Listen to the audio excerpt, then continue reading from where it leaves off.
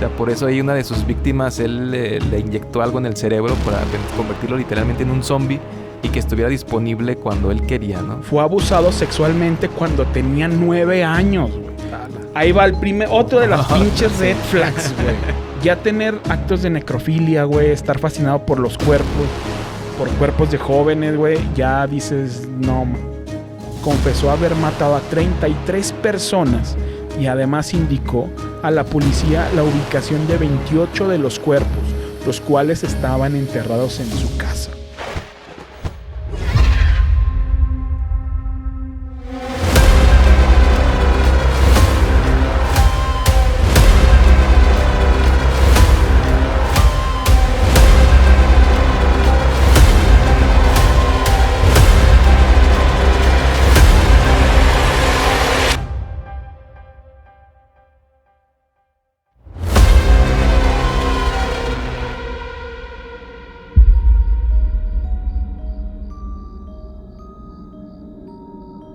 ¿Qué tal, familia? Bienvenidos a Returbio, podcast donde lo paranormal y lo desconocido se encuentran. Yo soy Click, tu anfitrión en este viaje a través de lo inexplicable y lo más oscuro del mundo que nos rodean.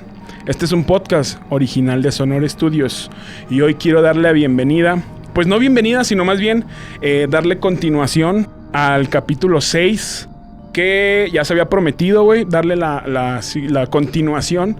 Este es capítulo 7. Y pues nada, quiero saludar a mi amigo Neri de mi lado izquierdo. Neri, ¿cómo estás? Todo bien, muchas gracias, mi Click, por la invitación nuevamente a esta continuación del capítulo de asesinos seriales. Y a mi lado derecho a Borre. ¿Cómo estás, Borre? ¿Qué tal? Aquí todo chido y muchas gracias, mi Click, por la reinvitación. La reinvitación. Que la neta nos fue muy chido en el capítulo 6, güey. ¿Cómo se hizo? Ya lo vieron ya después de estar grabado, güey. Se vio diferente. ¿Cómo se sintieron, güey? Pues yo sentí que estuvo bien chido, pero sí faltó ya profundizar un poco. Ya más carnita, ¿no, güey? Como carnita, ya más en tema, güey. Sí, pues sí, la verdad es que yo también cuando lo puse se me pasó en vergüenza, o sea, lo estuve viendo y se va muy rápido, quizá también por los comentarios y cómo va fluyendo esto, entonces pues también para quienes lo vieron y dejaron, no sé, por ahí algún comentario, pues va a seguir esto, ¿verdad? A huevo. Amigos, entonces, para darle continuación, porque traemos hoy tipos de asesinos, cómo se clasifican, traemos, bueno, yo traigo a John Gacy, güey, preparado, Borre trae a Ted Bundy, güey, entonces se viene algo chido para este episodio, entonces, Neri, déjanos tus redes para que la banda te siga y recuérdales a dónde vayan y ahí te comenten y todo el rollo. Bien, entonces pues como tal no hay una red como de pública. Mi red es personal, Chava López 17 en Instagram. Nada más me tienen que mandar la solicitud y pues ahí los agrego, ¿va? Y Borre, descartado de las redes. Descartado, yo soy ermitaño, güey. Ermitaño, me aíslo, pero cualquier comentario, pues aquí el Click me dice y con gusto lo recibo. A huevo que sí. Entonces, señores, vamos a darle comienzo. Neri, ¿traes algún aporte o recapitulamos un poco de lo que hablamos en el tema pasado, que fue el test de... La escala de la psicopatía. Exactamente. De Robert Hare. Exacto. Sí, por ahí yo les mencioné que pues no era tan necesario cumplir como con ciertos criterios, pero sí la escala es para que se cumplen esos criterios, ¿no? Entonces, depende de la intensidad, el grado en el que se cumplen, pues sí, se estaría pues teniendo psicopatía, ¿verdad? No es una escala que sea tan autoaplicable, siempre la tiene que hacer un profesional, siempre se tiene que buscar a un profesional, no porque ustedes la busquen y se la autoapliquen, es que van a tener un diagnóstico certero, ¿sale? Confiable. Entonces, era algo que yo quería puntualizar, ¿no? Perfecto. Borre, ¿quieres recapitular algo de lo que tengas en cuenta o que creas tú que va a ser indispensable recordar en este episodio?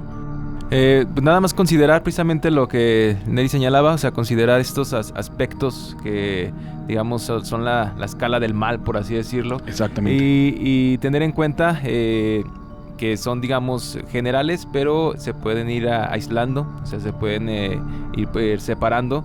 Y en lo general, pues hay que también tener mucha certeza en su aplicación, ¿no? Para poder tener cierta responsabilidad y no andar ahí nada más, pues ahora sí que jugando con estas cuestiones, ¿no? Claro que sí. Muy bien, entonces, ¿les parece bien si vamos con la clasificación de asesinos seriales, güey? Va, vientos. Yo traigo un escrito que se los hice llegar, güey. Se los voy a leer, se los voy a introducir, güey, para que lo tengan en cuenta, güey. Así mero, ya sí, mejor yo. Entre los asesinos seriales que se pueden distinguir hay 2 tipos: los paranoides psicóticos y los psicópatas. El primero tiene una personalidad completamente asocial, actúa como consecuencia de la esquizofrenia que padece. Esto es, pues, lo que llegan a decir algunas veces, que escuchan voces y ese rollo, ¿verdad, Neri? Sí, tenemos pues ciertas características en los trastornos mentales que algunos de ellos producen alucinaciones. Entonces se van a estar encontrando, por ejemplo, hay personas que con el consumo de alguna sustancia empiezan a tener estas experiencias de estos alucinación. Brotes. Ajá, de algunas de estas son auditivas, algunas otras son visuales. Ok. Sí. El otro es el psicópata. Mencionan que es el más peligroso por su capacidad de fingir emociones, logrando engañar a las víctimas. Cuando mata, tiene como objetivo final humillar a la víctima. Para él, el crimen es secundario, por lo que en realidad le interesa el deseo de dominar, de sentirse superior. El asesino en serie nace y se hace, anunció el neurólogo Jonathan Pincus. Señala el psiquiatra Yunis Borras: habría pues cierto margen de actuación para evitar que un niño se transforme en uno de ellos a la edad adulta. Que era lo que veíamos, vas detectando este pequeño checklist, estos pequeños puntos, güey, pues para intentar evitar que se propague a una edad adulta este rollo, ¿no? Sí, aunque bueno, también vale la pena mencionarlo, no porque correlacione va a ser causal, no aquellos niños que han sufrido maltratos cuando fueron niños, pues se transforman necesariamente en un problema para la sociedad. Muchos de ellos son productivos. No sé qué piensas, Borre, pero cuando a un niño, por ejemplo, se le dan sus nalgadas, o que tenía un padre que era pues de mano firme, no necesariamente se convierte en un peligro para la sociedad, ¿verdad? Sí, no necesariamente. Pues el porcentaje habla por sí mismo, las estadísticas, ¿no? Antes la educación era pues relativamente muy más dura, ¿no? Exacto. Y pues casi que todo se crecía con esa forma, ¿no? Pero por estudios recientes pues te demuestran que las nuevas generaciones como que sí tienen esa tendencia a no soportar ese tipo de, digamos, de educación, y son más sensibles. No esto de que se vayan a transformar en un psicópata, pero sí tienden más a lo que es la depresión, el estrés, incluso la ansiedad, ¿no? Por eso pues ahora ya no es tan aplicable este tipo de educación en las nuevas generaciones, ¿no? Que justamente les llaman, no sé si sea correcto o si sea bien puesto este término, la generación de cristal, por lo mismo de que no llegan a tener tanta tolerancia como lo que teníamos en generaciones como la de nosotros, por ejemplo, ¿no? Sí, sí se le ha llamado malamente, ¿verdad? Porque todo se puede... O sea, antes era este maltrato, pero no tenías esa capacidad de decir esto me está afectando. Ahora se tiene esa capacidad de mencionarlo, y la verdad es que pues tal vez alguno de nosotros nos llegó a pasar algún evento y como que no estabas tan dispuesto a hablarlo, o sea, como Exacto. Que decías, sí, pues yo solo salgo de esta, sí, y ahora no, ahora ya se tiene esta apertura libertad, para que los niños y adolescentes jóvenes pues lo puedan expresar, ¿no? Entonces eso que lo manifiesten constantemente los hace que parezcan de cristal, aunque la verdad solo están pues manifestando alguna molestia. Perfecto. Después sigue los tipos de asesino en serie. Hay investigadores que los clasifican según el lugar donde realizan los crímenes. Están los que matan en sitios muy específicos como su hogar o un hospital. Los que asesinan dentro de los límites de una ciudad o región. Los que matan en diversos enclaves del mismo país, y los viajeros que recorren varios países en busca de sus víctimas. Así, las cosas se podrían decir que hay sedentarios, que son los que matan en un lugar específico, y los errantes que van de un sitio a otro. Entre esta clasificación tenemos a los visionarios, viajeros, locales o de un lugar específico, el que cumple una misión, que era lo que platicábamos, Neri, el hedonista, el lujurioso y el controlador. Ronald Holmes y James de Burgh han clasificado a los asesinos en serie atendiendo sus móviles. En la primera clasificación tenemos como según la escena del crimen. ¿Quieres ayudarme a leer el del visionario, Mineri? Sí, bueno. Viene visionario y este se define como aquel que actúa siguiendo órdenes, asesina debido a voces o visiones que le obligan a matar. Considera como mensajes de Dios o provenientes de demonios que le hablan y le ordenan que mate. Ese está fuerte, güey.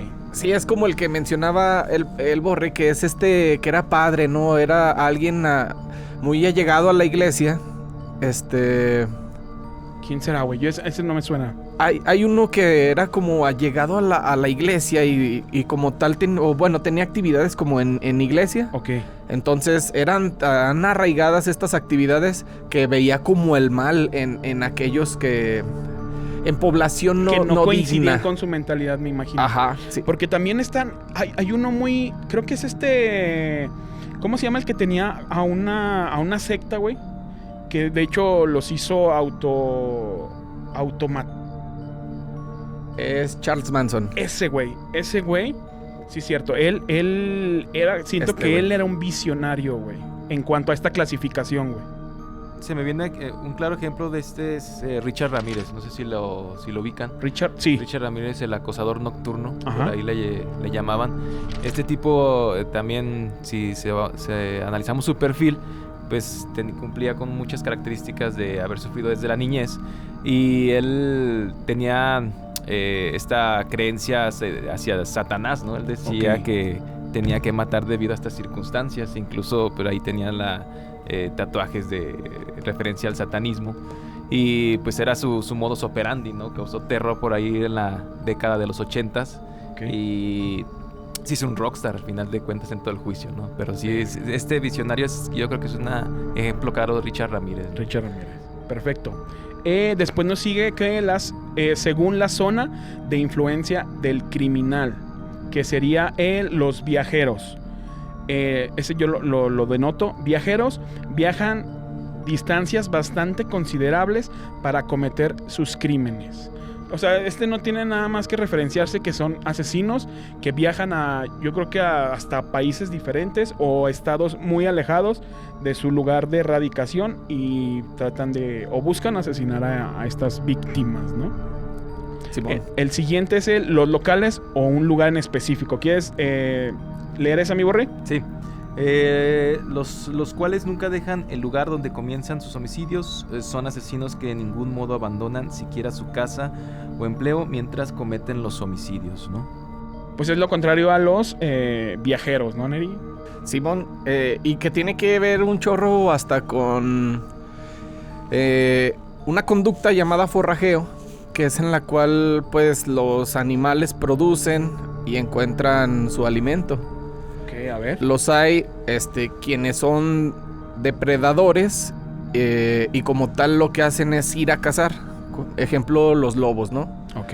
Ellos se buscan su alimento, pero para ello tienen que recorrer kilómetros y kilómetros, ¿sí? A diario sus recorridos son pues muy muy grandes. Extensos. Sí, versus por ejemplo el cocodrilo, que hasta puede permanecer con el hocico abierto bastante tiempo, esperando a que la presa justamente caiga o que esté alimentándose muy cerca de él. Ok. Entonces el desgaste de energía que tienen los cocodrilos en ese impulso es bastante, por lo cual no gastan tanta la energía y no es tanto el alimento que llegan a consumir.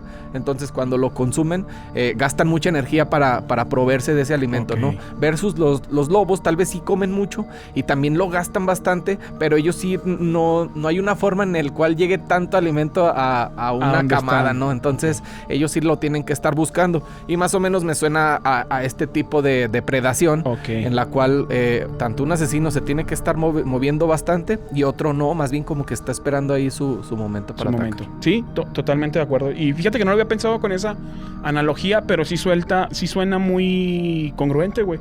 Sí, la verdad, sí. ¿Sigues con la siguiente, Minari? Simón. Según la personalidad y sus motivos. Sí, vientos. Hay uno que es orientado por una misión. Este tiene como meta la eliminación de un grupo o categoría de personas. Estos criminales asesinan con el fin de librar al mundo o su parecer, la gente indeseable, ¿sale? En ellos, bueno, pues matan tanto a ancianos, personas que pertenecen a la comunidad LGBT+, mendigos, prostitutas, y no siempre experimentan alguna visión que los lleve al cumplimiento de esta misión, y a menudo comprenden que sus actos pueden ser castigados. Pues es un poco a los visionarios, ¿crees tú? Porque... ¿O crees que no va tan de la mano con ellos, güey? No, en más bien como que la misión puede ser eliminar, o bueno, tal vez sí está como parecido a personas poco deseables o que están cometiendo tal vez el pecado, como lo que nos proponen acá. Ahí no le encuentro ya tanta justificación, por ejemplo, con los ancianos, que pues ellos sí son los más devotos, ¿no? Algunas veces. Yo creo que son como más para dejar a una élite, ¿no crees, güey? Sí, o una comunidad, una sociedad que esté más enfocada en la productividad. Tal vez son asesinos de Karl Marx. ¿Crees que bueno, este tipo de palabras las voy a ir censurando? ¿Crees que pertenezca a como orientado a una misión, güey? Aunado entre la misión y como también pegadito a lo divino, ¿no? Porque también, pues, atacó precisamente a toda una comunidad por su religión. Tú debes de saber bien machín de ese tema, ¿no? Corre. La neta. Sí.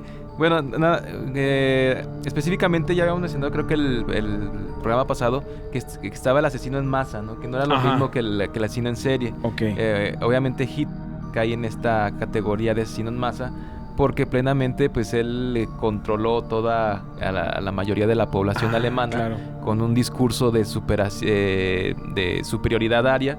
Y con eso pues se llevó a cabo toda la Segunda Guerra Mundial, ¿no? Claro. En donde pues prácticamente su punto, digamos, si lo relacionamos con ese texto, pues su objetivo eran los judíos, ¿no? Claro. Los judíos era su principal objetivo, y él aseguraba que iba a exterminar a todos los judíos, incluso iba a continuar su misión después de 1000 años, aunque él no estuviera, por ahí relata en un libro, ¿no?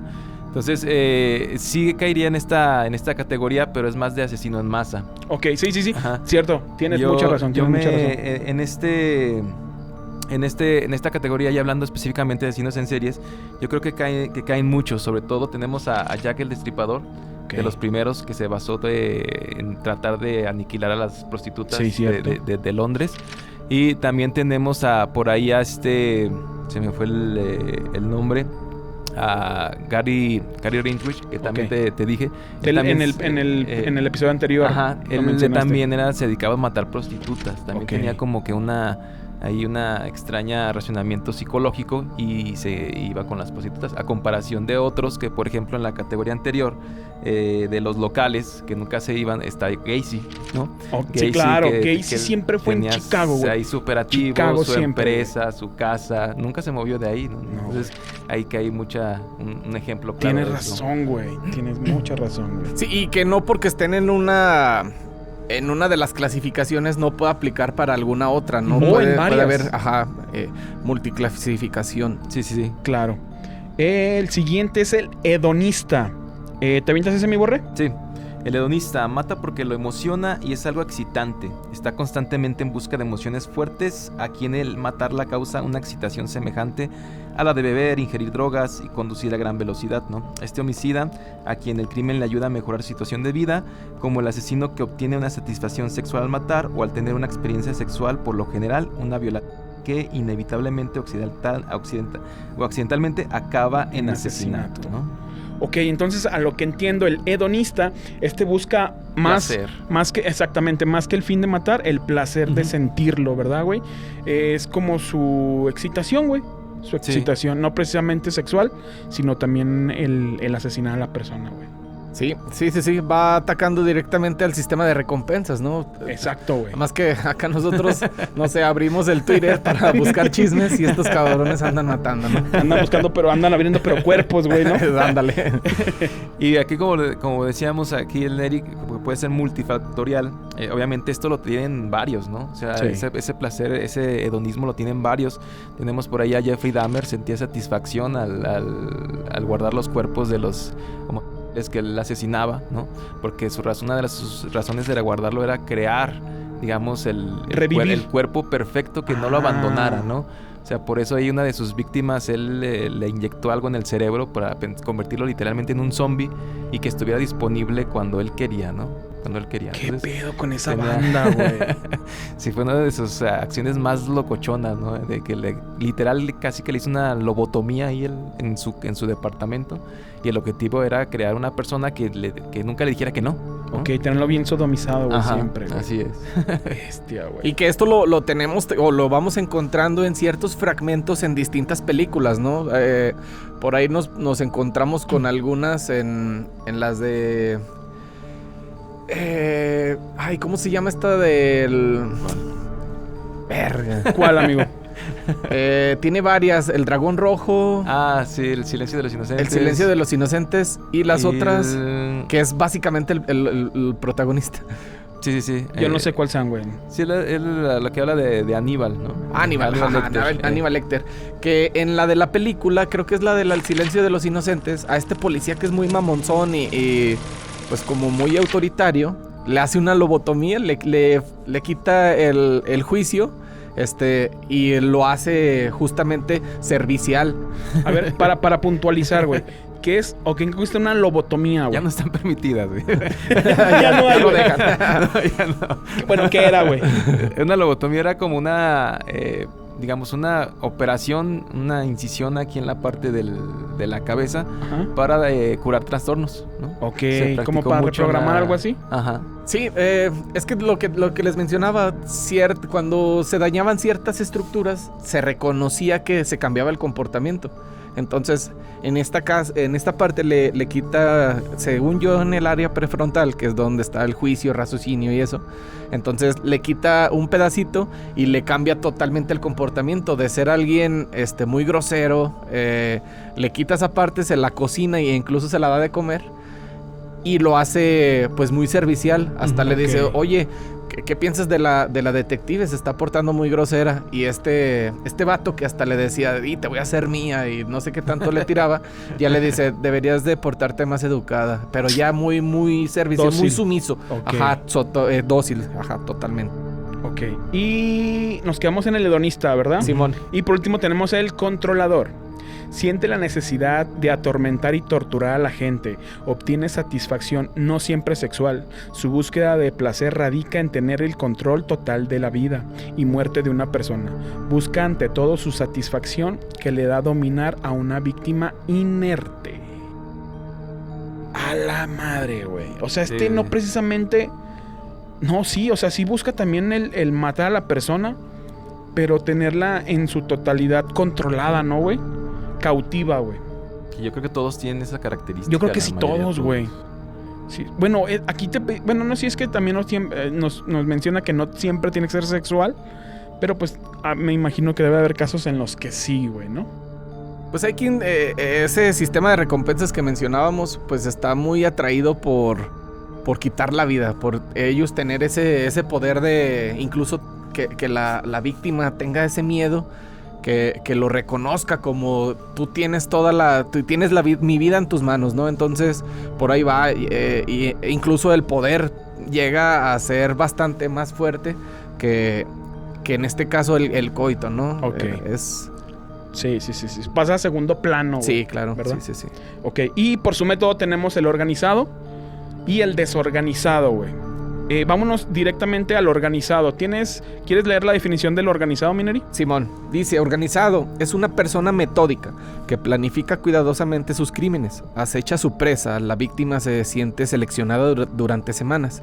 La víctima es seleccionada durante semanas, entonces ahí anda como cazando. Ahí lo va preparando, exacto. Sí, sigilosamente. Trae consigo su arma y hasta que la víctima está en su poder, cometerá el asesinato de manera lenta. Buscará una manera especial para no dejarla. Lo hace con claridad de juicio. Sabe lo que va a hacer y no quiere fallar. Su fantasía toma parte preponderante. Puede estarse gestando desde la infancia o bien en la adolescencia. Ello le guiará a la elección de la víctima. No solo tendrá rasgos anatómicos muy específicos, sino además serán fáciles de controlar. En este caso muestran planeación, premeditación y afán por evitar cualquier tipo de detención. Es consciente de lo que hace y se preocupa por no dejar ningún tipo de rastro o evidencia que podría ser usado en su contra. Ok, este ya es más razonante, más listo. Acecha a su víctima por tiempos, prepara su crimen y selecciona a víctimas en específico, güey. No mata al azar ni por ocasión, sino pues sí, güey, preparando todo hasta el momento de su asesinato, ¿no, güey? Simón, entonces trae toda la planeación, ¿no? Hasta del transporte, si es que ocurre, dónde va a ser, cómo va a transportar, cómo va hacia dónde va a llegar.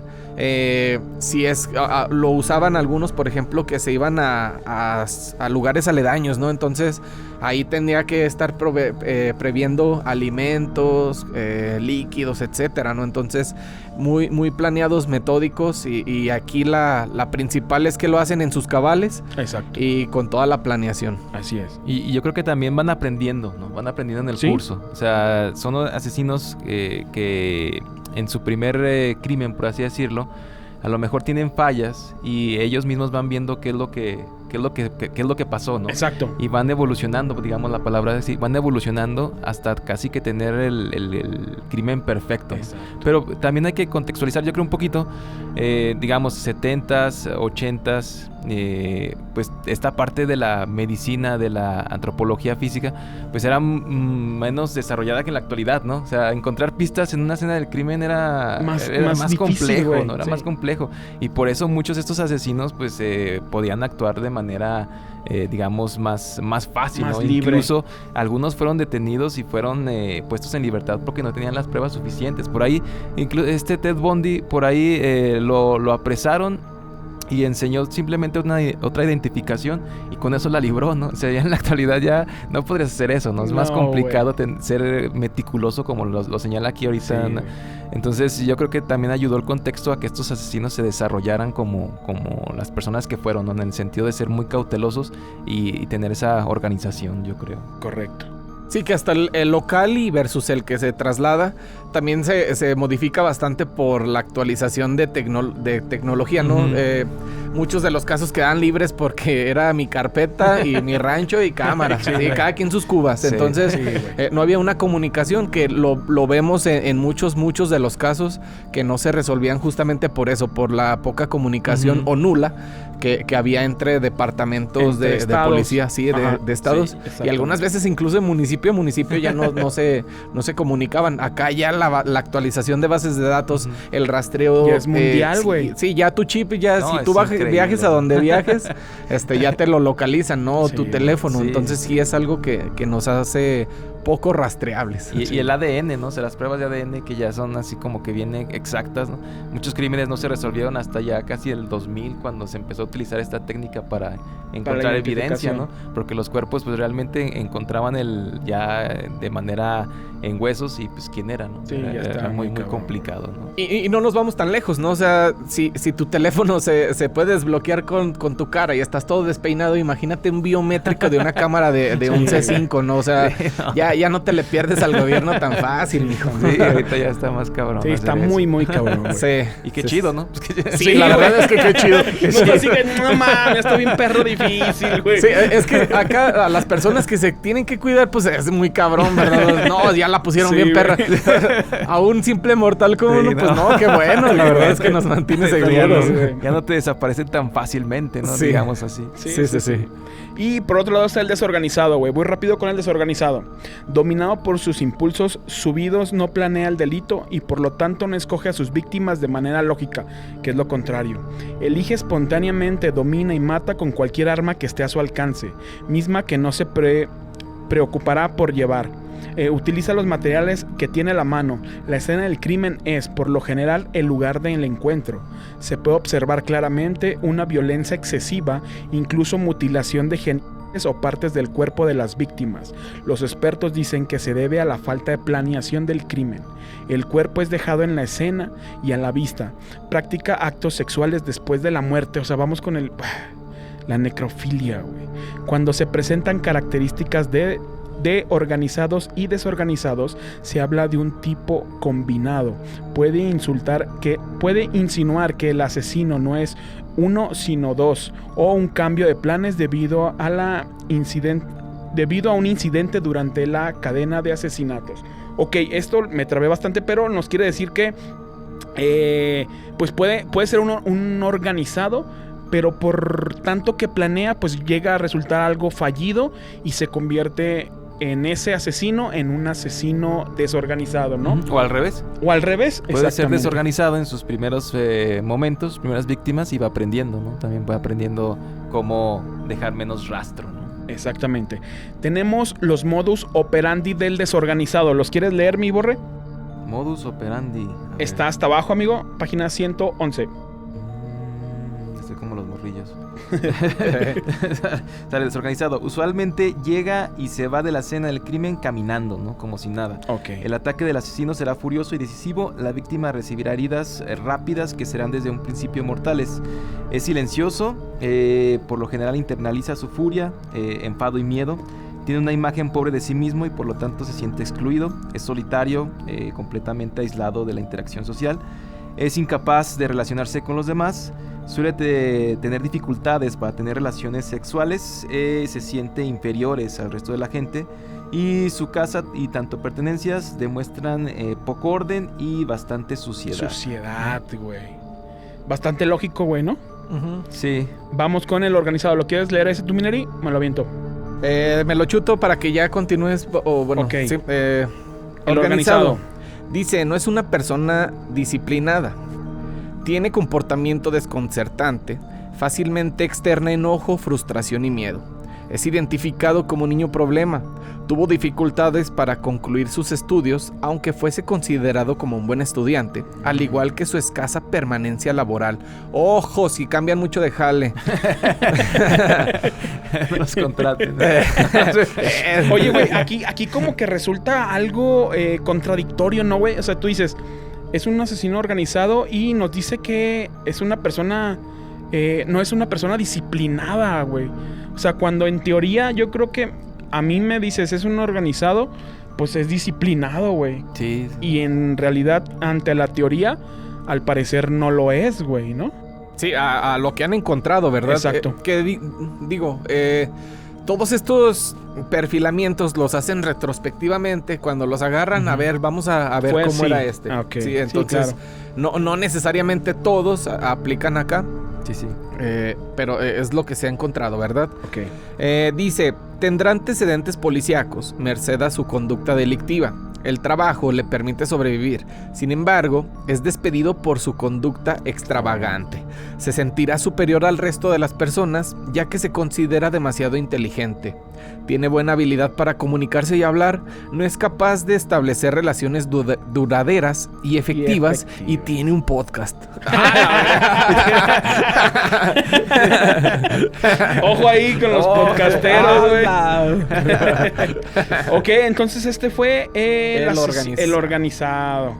Ok, ¿alguna duda en cuanto a clasificación? ¿Algún comentario que tengas, Borre? ¿Algún comentario que tengas, Neri? No, pues básicamente lo que mencionábamos, digo, se pueden estar empatando con varios de ellos, no necesariamente son excluyentes en sí este tipo de clasificaciones. Entonces, si ustedes hacen el análisis con esto que les estamos compartiendo, van a ver que el asesino pues puede estar empatando en varias de ellas, ¿no? Correctísimo. Sí, o sea, son aspectos que no, digamos, se pueden generalizar. O sea, digamos que cada asesino tiene su propia mente y esta escala o estas características tratan de simplificar cómo actúa esa mente, ¿no? Correcto. Ahorita podemos ver que el asesino organizado pues es el clásico buleador a lo mejor, ¿no? Que tienes en la escuela, ¿no? Sí. Pero pues muchos de ellos no terminan siendo asesinos, ¿no? Entonces claro. ahí entran las particularidades que hacen que ese chip que tiene en el cerebro pues ahora sí que cambie totalmente. Totalmente. Ok, algo que quieran agregar y cerrar este pequeño tema. No, pues creo que estamos bien como para escuchar ya lo que traemos del asesino. Sí, perfecto. Va. ¿Quién quieres comenzar, mi Tú. Borre? Es que si comienzo yo ya no vas a alcanzar tú, güey. Dale. Ok, entonces, Neri, ¿se viene algo extenso? ¿Quieres comentar algo de que empecemos con lo que traigo, güey? No, si quieres, si sale algo, pues lo vamos comentando. Ajá, lo vamos comentando. Siéntense con la libertad de interrumpirme, güey. Vamos a ir haciendo algún tipo de pausas, comentando, y igual le damos comienzo, ¿vale? Dale. Ok. Dejen tomo tantita agua porque voy a leer bastante, güey. Bienvenidos a la clase de lectura. Venga, va. Fue un asesino serial estadounidense acusado de violar y matar a 33 hombres entre adolescentes y jóvenes. Fue conocido también con el nombre de Pogo el Payaso o el Payaso Asesino, ya que solía disfrazarse de payaso como parte de sus actividades sociales en la comunidad donde vivía. El asesino era considerado como un vecino realmente ejemplar y por ello el descubrimiento de sus crímenes causó aún más conmoción entre los que lo conocían. Hoy les traigo el capítulo o la investigación de John Gacy, alias Pogo. John Gacy Jr. nació el 17 de marzo de 1942 en Chicago, Illinois, en Estados Unidos. Fue el segundo de 3 hijos de John Stanley Gacy y Marion Elena. Su padre, nieto de inmigrantes polacos, tenía preferencia por sus hijas y menospreciaba a su vástago. Ojo, primer punto rojo, güey. Menospreciaba... Ahí está una red flag. Exacto, güey. Menospreciaba a John Gacy, güey. Se dice que la aversión que tenía el padre por su hijo se debía a que ambos tenían la misma personalidad dominante. El niño era frecuentemente castigado y golpeado por su padre, quien era alcohólico. Aunque el menor pasó la mayor parte de su infancia y adolescencia tratando de buscar la aceptación de su padre, nunca lo logró, güey. Los maltratos de su padre hicieron que la relación entre ambos fuera realmente complicada. Este no solo maltrataba a su hijo varón, sino también a su madre. Y además solía insultando, llamándole estúpido y niño de mamá. Sumado a todo esto, Gacy Jr. fue abusado sexualmente cuando tenía 9 años, güey. Ahí va otro de las pinches red flags, güey. Fue abusado cuando tenía 9 años por parte de un amigo de su familia, güey. Años después, el asesino confesó el episodio y aseguró que no dijo nada a su padre por miedo a que lo golpeara una vez más. Lo que comentábamos ahorita, que ahorita ya la generación, y qué chido, güey, que tienen más exposición a este tipo de casos tan desagradables, güey, que eran muy comunes, o igual y son tan comunes ahora, pero antes no se sabía tanto, güey, como ahora, güey.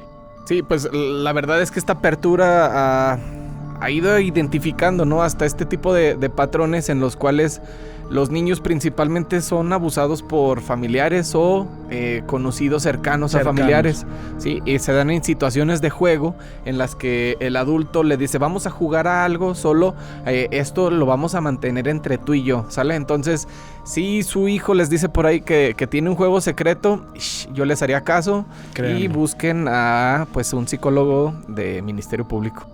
Sí, sabemos que el mayor porcentaje de las personas que sufren abuso tiene que ser un amigo o un familiar, ¿no? Alguien muy cercano. Alguien muy cercano.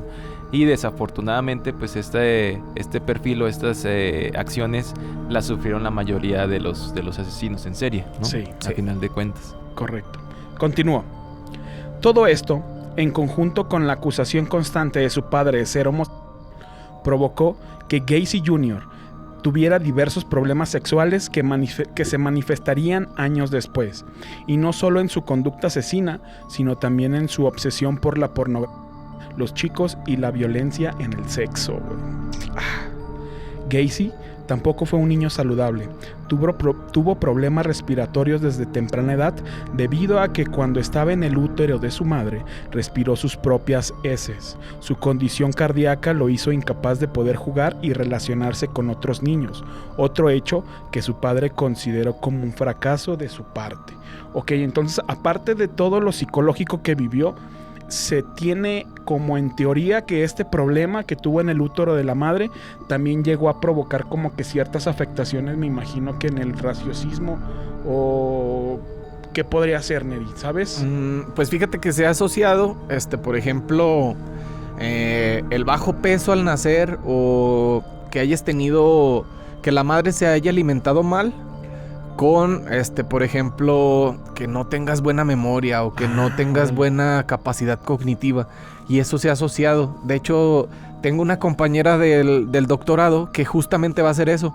El asociar el bajo peso durante ciertas semanas de gestación importantes y cómo es que va a tener consecuencias al momento de estar haciendo una tarea, en este caso en una ejecución que tiene que ver con la memoria.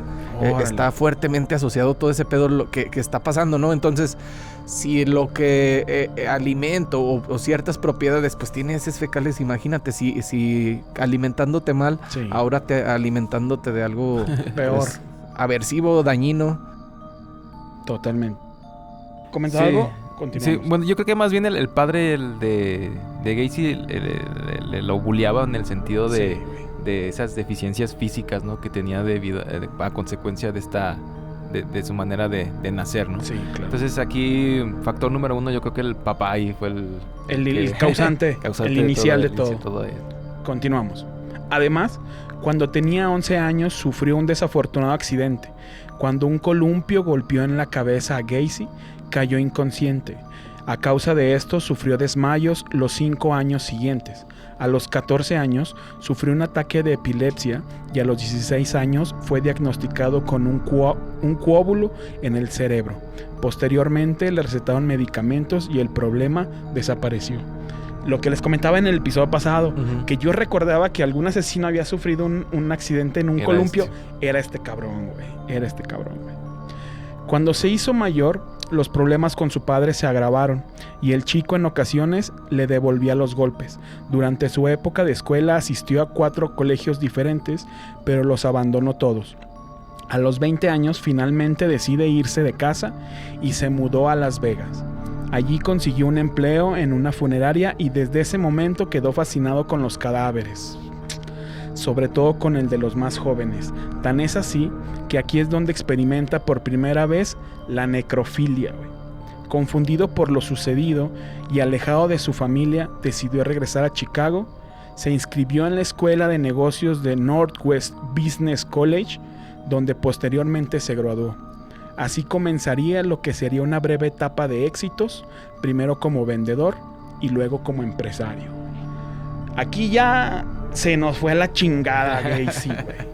No, ¿de acuerdo? Una potencial para convertirse en lo que fue, güey. Sí. Ya tener actos de necrofilia, güey, estar fascinado por los cuerpos, por cuerpos de jóvenes, güey, ya dices, no, Ya atiéndete, cabrón. Sí, y bueno, también provocado por pues esta situación del apego, ¿no? En la cual las personas que te tienen que brindar seguridad te rechazan, güey. O te madrean. O te madrean, güey. O sea, no está como del todo sano, ¿no? Las relaciones justamente se disuelven. O sea, esa capacidad que tenemos algunos de hacer amigos o no, pues se va disolviendo. Que no está tan clara como la solemos ver, ¿no? Correcto. Continuó. Tras graduarse, comenzó a trabajar en una compañía de calzado. Su increíble habilidad como vendedor lo llevó a conseguir un puesto mejor. En 1964 lo trasladaron a la ciudad de Springfield, en el mismo estado de Illinois, para encargarse de una tienda. Ok, aquí ya progresó, va bien, y ahorita ya se ha encargado de una tienda de zapatos. Para aquella época, Gacy comenzaba a sentirse más confiado, hizo nuevos amigos y se unió a la organización de los Jaycees, que era una joven cámara de comercio.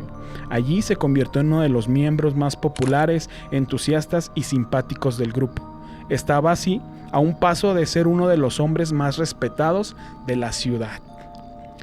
Con su recién ganada confianza, en su encanto y persuasión, logró dejar atrás los complejos, o al menos eso parecía. Allí conoció a Marilyn Myers, quien poco después se convirtió en su primera esposa. Myers era hija de un exitoso hombre de negocios que había adquirido la franquicia de restaurantes de comida rápida Kentucky Fried Chicken, KFC, en la ciudad de Walnut, en Iowa. Al poco tiempo, Gacy fue designado como director del establecimiento. Hasta aquí vemos que, pues, lejos o dejando a un lado el acto de necrofilia en la funeraria, este güey se reivindicó, güey, creció, se casó y ahorita es director de un Kentucky, güey, ¿no? Todo bien. Chido, todo bien. Entre comillas. Venga. El comienzo de su carrera como criminal. La llegada de John Gacy a su nuevo empleo como gerente de esta famosa cadena de comida sería el principio de su perdición. Gacy estaba obsesionado con el y tenía un desmedido afán sexual. Sin embargo, parecía que no era capaz de saciar sus deseos con su esposa. A pesar de sus múltiples experiencias homosexuales, estaba convencido de que él no lo era, y solía definirse más bien como bisexual. Comenzó a usar su posición como gerente para acercarse a jóvenes empleados del restaurante. Se conocieron muchas historias sobre los chicos que invitaba Gacy a su casa. Solía fumar y beber con ellos, ver películas porno, atacarlos violentamente y tener, en algunas ocasiones con consentimiento y otros a la fuerza. Aquí ya Gacy ya empieza a sacar los demonios, sí, ¿no? ya. Es gay. Bueno, no, sexual. Si no cierra los ojos al besar, sí, él sí sigue siendo el macho. Él se declaró como Es macho. bisexual. Soy güey. bisexual. Ok, entonces aquí ya, pues, su forma de poder, güey, pues ya lo hacía o hacía que tuviera a estos chicos, güey, ¿no? En su dominio, por así decirlo. En 1968, fue acusado de abuso sexual de menores. La primer víctima reconocida de John Wayne Gacy fue Donald Bojes, de 15 años, a quien engañó prometiéndole que verían una película pornográfica en su domicilio. Es cierto que puso la cinta pornográfica, pero también lo presionó para que le practicara sexo oral, algo que Donald contaría a sus padres y estos denunciarían a John ante las autoridades. Gacy negó todos los cargos desde el principio. Ante diversas pruebas y el testimonio de algunas de sus víctimas, el criminal fue sentenciado culpable de sodomía y fue sentenciado a 10 años de prisión. Tras la condena, su esposa y madre de sus 2 hijos solicitó el divorcio. Aquí, pues ya, su primera víctima reconocida, güey, lo meten a la cárcel, le dan sentencia de 10 años, pero a pesar de la condena, el asesino solo pasó poco más de 1 año en la cárcel. Tras 16 meses encarcelado, fue liberado por buen comportamiento y en junio de 1970 salió en libertad condicional y fue autorizado a mudarse nuevamente a Chicago, güey. Entonces sale, se va a Chicago donde nació, güey, divorciado, deja de ver a su esposa o a sus hijos, güey, y palo, güey. Aquí tenemos como nota que se le realizó un examen psiquiátrico, el cual dictaminó que solo sufría de un trastorno de personalidad antisocial, güey. ¿Qué es esto, Neri? Rompe las reglas. Alguien que busca constantemente estar rompiendo las reglas. Pues todos rompemos reglas, ¿no? Nada más que se va midiendo en qué grado rompe este tipo de reglas. Son personas que se dan la vuelta no prohibida, que allá en Estados Unidos es muy, muy penado eso. Pues de todas esas variantes, ¿no? Cualquier regla que se ponga, estas personas sienten pues ese placer Okay. por estar rompiendo las reglas. Ok. Sí. Continúo. Sí. ¿Quieres agregar algo, mi borre? No, aquí prácticamente estamos viendo, bueno, ya vas a entrar a la etapa más productiva de este asesino, que vamos a ver que estuvo a la par con Bundy, ¿no? Los mismos años que estuvo asesinando, Bundy estaba en otro lado también. Ok. Ahí va, con las fechas también. En Chicago, Gacy se vio tentado una vez más a ceder sus impulsos sexuales y en 1971 volvió a atacar a un adolescente, quien a pesar de denunciar a John, no presentó a ratificar, por lo cual no procedió, güey. Que era lo que íbamos, güey. Uh-huh. Antes, güey, lo tomaban muy a la ligera, güey. En una ciudad llena de bares con chicos en las esquinas vendiéndose al mejor postor, fue fácil para el asesino volver a sus andanzas.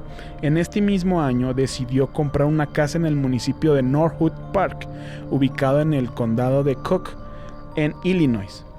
Para aquella época, también estableció un nuevo negocio, su propia empresa dedicada a la construcción, a la cual le llamó PDM Contracting. Sus empleados solían quejarse que era tacaño con sus sueldos y muchos de ellos en el futuro se convirtieron en sus víctimas. En la Navidad de este año, 1971, cometería su primer asesinato. Un cliente le había sugerido un lugar para encontrarse a chicos jóvenes para ligar. Se trataba de la terminal de autobuses Greenwood. Asimismo, le dijo sobre una calle que era famosa porque había chicos prostituyéndose. Una noche el asesino fue a la terminal y recogió a un chico. Según la historia que contó Gacy, el adolescente lo amenazó con un cuchillo y tras una lucha el chico cayó herido. El asesino afirmó que escondió el cuerpo debido a que sus antecedentes, la policía no le creería su historia. No obstante, se cree que realmente lo que sucedió fue que Gacy violó, torturó y mató al chico a puñaladas. Ese sería el primero de su larga lista de asesinatos. Ok, aquí comienza su primer crimen en cuanto al asesinato, güey, ¿no? Oye, pero lo que a mí me causa mucha como controversia, güey, esto del PDM Contracting. Ajá. Porque este afán por los chicos, ¿no? Y todo por estar como con estos menores, ¿no te suena como a Puff Daddy? Pues sí, güey. Está bien conspiranoico ya. Pues sí, güey. PD es Puff Daddy, güey. En todos lados. Puff Daddy Methods. Ahora que caigo, güey. No, pues sí, No, güey. sí. O sea, ¿crees? Pues no sé, o sea, no sé. Es una buena teoría, güey. No sé si Puff Daddy se llame Puff Daddy, ¿no? Está bien loco. Continúo. Dale. Poco tiempo después, se casó nuevamente. Carol Hoff, quien tenía dos hijas, con Carol Hoff, quien tenía dos hijas. El matrimonio parecía feliz y Gacy pronto se convirtió en un respetado y querido miembro de la comunidad. Debido a que ya no era tan joven para pertenecer a la joven Cámara de Comercio, se ofreció para colaborar con la organización demócrata. Además, se creó un personaje como payaso para involucrarse mucho más con la vida social de la comunidad. Gacy nombró a su personaje Pogo, y este se convirtió en una figura familiar que se encargaba no solo de recoger fondos para el Partido Demócrata, sino también de divertir a los niños en el hospital local. Sin embargo, mientras mostraba su cara más simpática y asesinaba, De esta forma, sus andanzas sexuales prosiguieron mientras permanecía escondido detrás de un disfraz del honorable y divertido payaso Pogo. ¿Has visto a Pogo, güey? Sí. Tú sí, lo conocemos, la imagen. Horrible, güey. La historia de la vida social de John Wayne Gacy refleja como el rostro de una persona aparentemente buena y correcta. Escondía toda una serie de problemas en su interior, pero había quienes sí veían los diferentes rostros de este brutal asesino. Tras una pausa delictiva de 4 años, el 29... Aquí viene lo bueno, güey. El 29 de julio de 1975, Johnny Butkovich, de 17 años, trabajaba con Gacy en PDM, pero Gacy se negaba a pagarle su sueldo. Johnny fue a casa de Gacy para reclamar sobre su paga. Esa fue la última vez que se le vio con vida. Se menciona que encontraron su auto aún con las llaves puestas, pero sin rastro de él. Tras lo ocurrido, fueron con Gacy a preguntar sobre su paradero, para lo cual este comentó no saber nada de él. Los policías, creyendo esto, se retiraron del lugar, sin saber que en realidad el cuerpo de aquel chico estaba enterrado en el garaje, ya que días anteriores Gacy había hecho un hoyo para colocar parte del drenaje, güey. Aquí mencionan que hace el acto de matarlo, güey. Y en eso llega la esposa, güey. Y por su apresuro de esconder el cuerpo, fue que va y lo coloca en esta zanja ya previamente hecha. Pues sí, en un inicio para un drenaje, pero que terminó convirtiéndose pues en la tumba de este Johnny Butkovich. Sí, pues prácticamente, ahorita vas a decirle, yo creo que se convirtió su casa en un cementerio, güey. Cementerio, incluso ahí totalmente. Construyó también un asador y ahí abajo del asador tenía cuerpos, sí, también, no sé, está bien loco ese tipo. La popularidad de John crecía, tan fue así que hacía parrilladas e invitaba a la comunidad a asistir a ellas, teniendo cupo máximo de hasta 300 personas, recibiendo comentarios que cerca de su cochera notaban un olor horrible y entre bromas y risas lo justificaba como problemas de cañería, güey. Verga, güey, ¿no? Ching.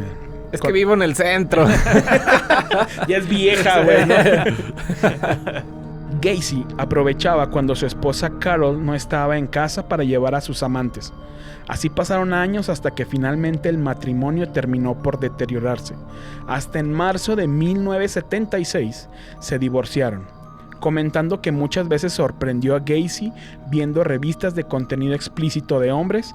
También lo vio en muchas ocasiones con jóvenes en su auto. Si eso fuera poco, mencionaba también notar un fuerte olor que salía de su casa. O sea, el olor continuaba, es como un factor constante, güey. Con el divorcio, al asesino le dio una mayor libertad para llevar a sus víctimas a casa y hacer con ellas lo que quisiera.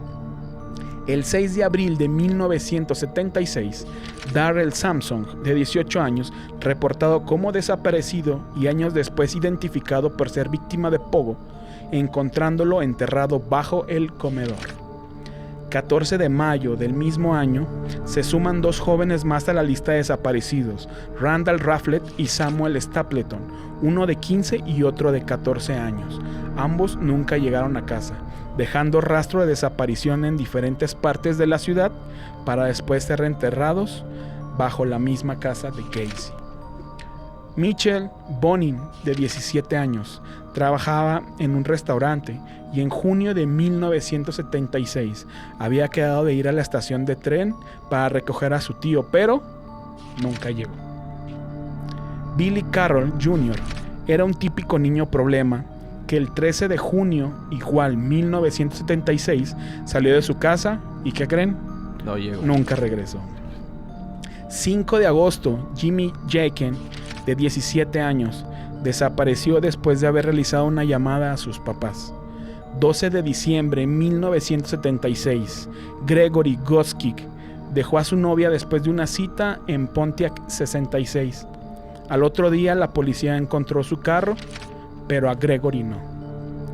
Siendo este el año más activo de desapariciones, se calcula un aproximado de 12 víctimas como mínimo, El estado de Chicago se encontraba en pánico y con miedo tras las desapariciones. Semana tras semana, mes con mes, sucedían estos ataques. El 20 de enero de 1977, John Sick desapareció de la misma manera que Gregory.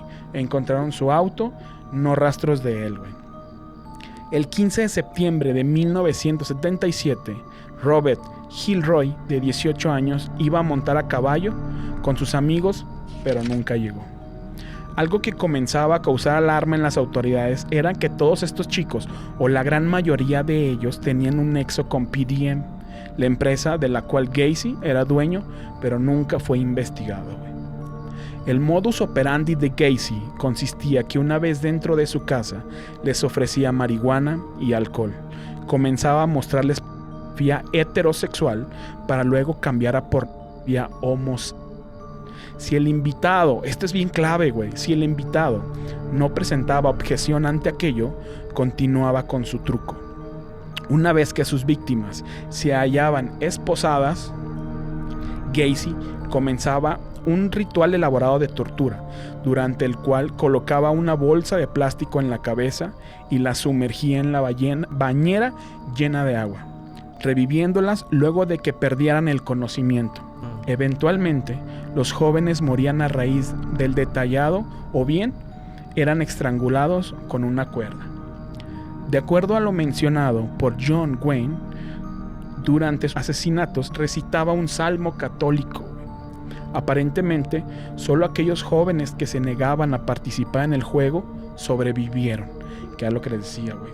Si tú te quedabas, güey, y estabas bien viendo lo que te ponía, güey, valía. Si no te gustaba o te quejabas, güey, te dejaba vivir, güey. El procedimiento fue revelado por David Daniel en 1977, una de las víctimas que pudo vivir para contar esta historia.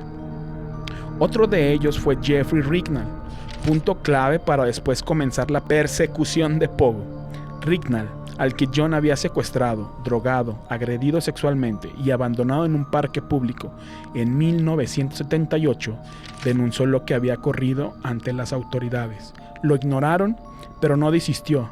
Localizó el coche de John Wayne Gacy y avisó a las autoridades, quienes en un principio lo arrestaron, para después dejarle libre a la espera de un juicio. Una vez más, Gacy terminó exento, güey. Lejos de ser marcado como peligro en el estado, este incrementó su popularidad al publicarse una foto de él estrechando la mano de Rosalind Carter, la esposa de ese presidente en función, güey. Pero su final llegó con el secuestro de Robert Pist, un joven de 15 años. El chico estaba buscando un empleo de verano y al parecer Gacy le había ofrecido uno. Aquí hay varios como narrativas de este tipo, más bien de este chavo de Robert Pist.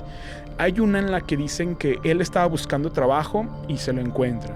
Hay otra que es como que la que más coincide, no sé si tú sepas de esta, Borre, que como tenía el Gacy, esta empresa de remodelación, acude a una farmacia que le habían solicitado sus servicios. En esta farmacia estaba este chico, Robert Pist, estaba en función de cajero, estaba en una función trabajando. Entonces, al saber que Gacy tenía una empresa de contratistas, güey, le dijo que si no había pues trabajo con él, y este güey pues en corto lo vio como presa y le dijo, sí hay, güey, y te pago creo que 5 veces más de lo que ganaba por hora en este establecimiento de la farmacia. Que justamente el registrarse en la farmacia como visita es una de las como de los puntos claves para dar con todo el cagadero que traía el pinche Gacy. Ok, continúo. Le había ofrecido uno. Pidió permiso en el trabajo para ir a hablar con Gacy acerca del trabajo en PDM. No regresó y cuando su madre pasó a recogerlo, llamó a la policía. Fueron a casa de Gacy, quien con todo gusto cooperó con ellos, argumentando que no había visto a Pist, que nunca había llegado a la cita, cuando la realidad fue otra. El asesino lo llevó a su casa y ahí lo asesinó. El asesino se deshizo del cuerpo en un río cercano, güey. Ya de tantas víctimas que tenía enterradas en su casa, ya no cabían, güey. Sí, llegó un momento. Llegó un momento en que mejor los empezó a arrojar al río, güey. Posteriormente, el 13 de diciembre de 1878, las autoridades obtuvieron una orden para realizar un allanamiento a su casa. Fue en ese momento cuando comenzó a descubrirse todo. Al revisar el lugar, la policía encontró múltiples libros sobre homosexualidad y pederastía. Además, videos pornográficos, un par de grilletes y una cuerda de nylon. Entre otras cosas fueron marihuana, un anillo de la preparatoria con las iniciales JAS, 7 películas hechas en Suiza, pastillas de Valium, una navaja, un pedazo de tapete, fotografías de droguerías y farmacias, una agenda, libros eróticos con imágenes pornográficas, unas esposas con llaves, una pistola italiana de 6 milímetros con cartuchos servibles, una jeringa con una aguja y un pequeño botecito café, ropa muy pequeña que no concordaba con las medidas de Gacy, ropa de nylon. Pero a pesar de lo encontrado y algunas pruebas que situaban al joven en la casa, no encontraron nada más. Fue en una segunda inspección a la propiedad, finalmente se descubrió la verdad. Al entrar nuevamente a la casa con la calefacción encendida, los policías se encontraron con un olor fétido que inundaba la casa. Durante años, el asesino había afirmado a sus vecinos que el mal olor se debía a un problema con la corriente subterránea que inundaba el sótano. Sin embargo, en aquella oportunidad se descubrió que el olor realmente provenía de los cadáveres, que había ocultado por años en distintos lugares de la casa, principalmente en el sótano. En diciembre de 1978, John Gacy confesó 7 años de crímenes. El criminal declaró que su primer asesinato ocurrió en 1972. Ese día confesó haber matado a 33 personas y además indicó a la policía la ubicación de 28 de los cuerpos, los cuales estaban enterrados en su casa. Los restos de 26 personas se encontraban sepultadas en el sótano de la casa. El número 27 se encontró en el garaje, bajo el piso de concreto, y el número 28 en el patio. Una semana después se encontró una víctima adicional bajo el piso del comedor. Los 4 cuerpos restantes encontrados en un río cercano, incluyendo el de Robert Pist. La mayoría eran jóvenes entre 15 y 20 años. El juicio en su contra comenzó el 6 de febrero de 1980. A pesar de su confesión, el asesino se declaró inocente. Alegó problemas mentales. Sin embargo, este argumento fue rechazado. Su abogado también intentó alegar que el acusado sufría de lapsos de locura temporal y hasta argumentó que los asesinatos fueron muertes accidentales. Todos los alegatos fueron desestimados. El 13 de marzo de 1980, John Wayne Gacy fue declarado culpable. El asesino fue sentenciado a 21 cadenas perpetuas y a 12 penas de muerte. Durante su tiempo en prisión comenzó a pintar y sus obras se vendieron por más de $20,000. 14 años después de su condena, en 1994, fue ejecutado por medio de una inyección letal. El asesino nunca se arrepintió de sus crímenes y por lo último que dijo fue que su muerte no regresaría a las víctimas. Acusó al Estado de sentenciarlo y además afirmó la existencia de otros cuerpos, asegurando que nunca sabrían su paradero. No obstante, en 1998, durante la realización de unas reparaciones en el estacionamiento de la casa de su madre, las autoridades hallaron restos de otras 4 personas más. Entonces estamos hablando de que en realidad, en teoría, lo que se tiene conocimiento es que fueron 37 víctimas, güey, por este pinche John Wayne Gacy. Y pueden ser más, ¿no? Y él asegura que pueden ser más, güey. Estos asesinos en serie realmente las cifras son desconocidas, ¿no? Aunque puedan decir juzgarles por 20, 30, realmente pueden ser muchísimas más. Correcto. Y es que se utiliza como argumento para mantenerse con vida, ¿no? Que van revelando más y más datos. Entonces, se solía hacer un argumento para mantenerse ellos también con vida. Era como su carta bajo la manga. Y esto que mencionó durante su ejecución, pues también no es de extrañarse, ¿verdad? Que haya querido sacar esa carta para mantenerse con vida, tal vez. Pues bueno, güey, se nos fue la hora, mi güey, te dije, güey. Dije que no ibas a alcanzar, güey. No, pero estuvo chido, o sea, acá analizar a Gacy, que es uno de los, digamos, de los que inician esta cuestión en Estados Unidos bien loca, no sé por qué, pero es ver, si ustedes analizan, la mayoría de los asesinos en serie pues fue en Estados Unidos en esta época de los 60, 70, 80, ¿no? O sea, como que algo pasaba ahí en contexto sociocultural que provocaba que se desarrollaran ese tipo de mentes, ¿no? Siempre me he preguntado esa cuestión de qué factores intervenían precisamente en algunas ciudades de Estados Unidos para que se desarrollaran este tipo de personas, ¿no? Y contextualizando, pues hay un chorro de cosas, incluso desde pues las consecuencias de la Segunda Guerra Mundial, pero en la ciudad, en los estadounidenses, y después la Guerra de Vietnam, que también marcó un contexto sociocultural ahí interesante, y hay un poco de relación con este tipo de psicología, por así decirlo, ¿no? Correctísimo. Sí, y bueno, también que empezaron a proliferar las drogas, ¿no? O sea, también, es también algo de qué mencionar, que pues no todo aquel que consume pues le pega igual, ¿sale? Entonces en algunos les va a pegar, pero de una forma en la cual se va trastornando mucho lo que Totalmente lo que de acuerdo. pasa. Entonces, cerramos este capítulo. Nos aventamos un tercero. Pues sí, yo jalo, la verdad es que sí. Sí, pues sí, estaría chido. Tú no alcanzaste No alcancé Ted acá. Bundy, güey. Ya traes tu tarea, ¿verdad, Borre? Ya traía la tarea, profe, y no me dejó exponer. Pues ahí te va, güey. Te avientas Ted Bundy, güey. Uh-huh. Ya, el próximo capítulo va a ser de lleno. Entramos con Ted Bundy, güey. Sí. ¿Te avientas uno, Neri, o me aviento uno, güey? Pues me toca, no vaya a quedar sin calificación. Sería chido ya abordar acá algo, un mexicano. algo Ánimo, así. yo me aviento un mexicano. Arre. Simón. Y en la semana nos ponemos de acuerdo a quién te traes a la mesa. Y me toca ser el que no expone, güey, ¿no? Ser el que pone la cartulina, güey. Sí, güey. te traes el masking. Sí, güey. Entonces, señores, pues muchísimas gracias por estar en este capítulo. Esperemos que les haya encantado. A mí me gustó muchísimo. Me deja muy lleno, muy completo. Agradecerles a mis compañeros por estar de nuevo aquí. Y amenazamos con un tercer capítulo en la serie de asesinos seriales. Por mi parte es todo. Les agradezco muchísimo. Nos vemos en la próxima semana. Y pues gracias. Despidiéndonos con sus redes sociales. El Borre no. Ya saben que yo no. Sí. Borre no, Chava López 17. Y todo. Cámara. Gracias. Muchas gracias. Y yo, returbio.podcast en todas las redes sociales, al igual que Sonoro Estudios-AGS.